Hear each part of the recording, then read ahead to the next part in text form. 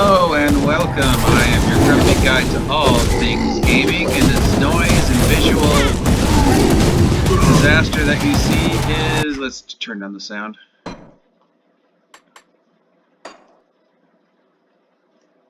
There we go. Okay. This visual cacophony of violence you see is Grim Dawn, which I've been playing for the past couple days. I've been playing a necromancer. Though he's not really much of a necromancer. He's only got 3 skeletons, whatever this thing is, and this thing, but not really feels like necromancer. So this is my review of Grim Dawn. I bought the full set, including all the expansions, for $18. It was on sale on Steam for, I guess, Halloween or whatever. For Diablo clones, it's okay. I mean, obviously, your character is teeny in this game. I mean, even on full scale, as close as I can get, it's still like the smallest AARPG I've ever seen. The lore is great. It's very consistent, which is rare, you know, but from start to finish, the story really doesn't change. You know, so lore-wise, it's good. Graphics, there are some really nice graphics in this game, but mostly they're just, you know, what you see now. Pretty uninteresting. There's no really cutscenes or cinematics. The few cinematics that there are nice. It's a very interesting art style. It's very, like I say, grim. The game definitely has a very dark sense of humor. So that's definitely one of the selling points. This guy's kicking my ass. Who is this? Sister Crimson. So this game has guns. So if you're looking for like a steampunky game, this is the game for you. Combat is way unequal. Like, even, you know, I should be up to the same power level as Sister Crimson here, but even with all my stuff and all my gear, yeah, it's just an uneven power level. Definitely not as much versatility as Path of Exile or even Diablo. For what you see, all the monsters tend to be the same. The big thing is reputation in this game, and then using the reputation to get special gear from the factions. Another big thing of this game is choices. When you interact with NPCs, you have choices to help NPCs, hinder NPCs, get NPCs to join your faction, or just bloody kill them. Like most ARPGs, it's gear heavy. As you can see, a lot of gear drops in this game. I mean, a ridiculous amount of gear, most of which is useless. You very rarely find something that's an improvement. You get lots of quests, but they're all kind of the same. The standard, go kill this guy, go collect this guy, go to this place, talk to this person. Nothing really interesting other than the fact that it continuously maintains the story from start to finish. The instances look all the same. I mean, let's see, where's the map? Yeah, this is a map of where I am now. And I already know I'm going to see this variation of this map probably a couple hundreds more times. I mean, the graphics of the zones kind of always just look the same. This one has a vaguely Egyptian theme, but I mean, yeah, I'm going to see these same walls. I'm going to see, yeah, it's just the dungeons, the instances, graphically don't look any different. There's nothing really to make them stand out. They all kind of look sort of the same. The encounters are kind of all the same.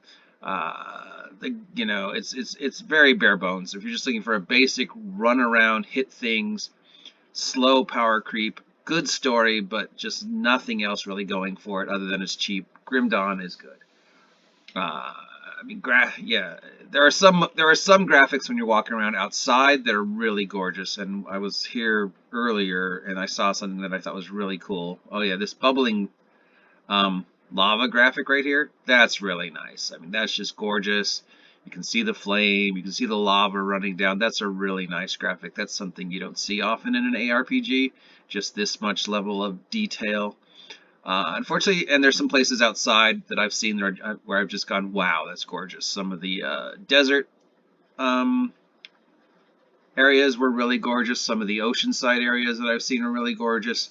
The the bizarre half, dark fantasy, medieval, and then for some reason there's guns. Uh, is makes no sense because you don't run into any other technology other than guns. So where are the guns coming from? Who's making them? And the guns don't seem to ever run out of bullets. Gear. I mean, look at all this crap. This is all just crap I found in the last 2 minutes. Most of which I won't use. I just memorized an little extra. And all these little X's next to them means I can't use them. I don't have the stats. You can see you can compare gear while it's in your inventory. That's nice. I like that. So you can just see how it plays out. Like, I've got this in my hand now, and here's another version of the same thing, but it does minus 101 less damage. So I got to look at all the other things. Like this thing has a lot of things that are grayed out, means I'm not using them. This has very little things grayed out, so it's like, well, these are all things I could probably use, but I'm losing 101 points of damage per second. So what is this thing? Then I would compare the levels. Like the thing I have now is a level 24 item. This is a level 20 item. So all in all, mine, the one that I currently have in my hand is probably a little bit better. Plus it has this mark of dreg. So, you can compare graph items, which is really nice. You very rarely see that in a game. That's one of the good things about it. I mean, just how teeny you are. I mean, yeah, that's just, I don't like this. I'd like the characters to be a little bigger because, I mean, not that the gear, the look of the character, this is definitely not a cosmetic game. I mean, you change gear so quickly and so frequently that if you're looking for a specific look for your character, unless you there is a way to change cosmetics in this game, kind of like Diablo. There's an NPC that you can go to that will change the look of your gear for money. It's like one of the few things you can do with money in this game, because other than buying healing potions and buying stuff from your faction, everything you need is going to drop in this game. There's no reason to shop, so you might as well use the money on transmogs. Whatever. It was cheap when I got it. I played it before. There was definitely things I liked about it. I mean, it's a quick game. You can get to the end. I'm already almost at end game at this part of the world. This is one of the expansions I'm playing through, called The Forgotten Gods or something like that. It's, Egyptian themed kind of thing. I'm in the dangerous domain, which means monsters are going to do double damage, but also drop better stuff. But except, of course, I haven't really seen any better stuff. So you can get through most of the acts really quick. You can get to end game really quick. Then, just like it, the point is to get to end game and then just grind to build up reputation, so you can see rarer items and rarer artifacts. And that's, just. But the grinding is just. I mean, it's not even as interesting as the grinding in Diablo or the grinding in Path of Exile. It's just really going back to revisiting areas you've been before and just blah, blah, blah, blah, blah. There's no greater rifts. There's no, maps. There's none of that stuff that make, repeated playing of Path of Exile or Diablo or other ARPGs interesting. It's just, once you finish the story, there's very little to do. It has very little replay through unless you want to experiment with a different build. So, all in all, I would give Path of Exile on a scale of, 1 through 20, natural 20 being the best, 1 being the worst. All the good stuff and bad stuff, I give Path of Exile a 7, an 8.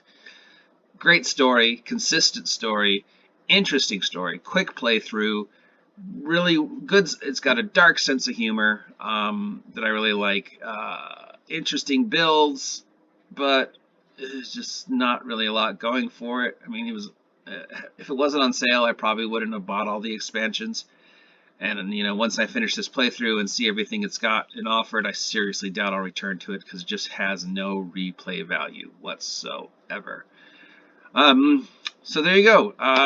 If you find it on sale for Steam under 20, pick it up. It's a good, weekend, rainy weekend, holiday game, but for a repeated playthrough, no.